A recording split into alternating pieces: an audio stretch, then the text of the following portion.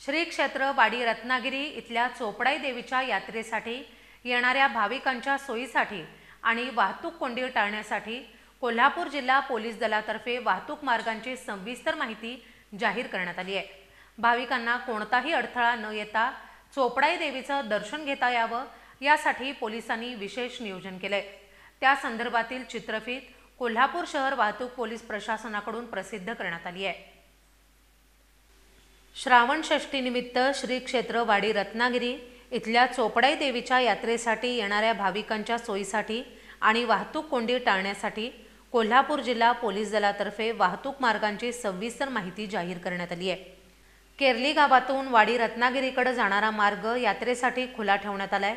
भाविकांनी या मार्गाचा वापर करावा, तसंच केरली मार्गावरही पार्किंगची व्यवस्था करण्यात आली आहे। गिरोली मार्गे येणाऱ्या भाविकांसाठीही पार्किंग उपलब्ध करून देण्यात आले। पार्किंग आणि नियमांबाबत काही सूचना देण्यात आल्यात।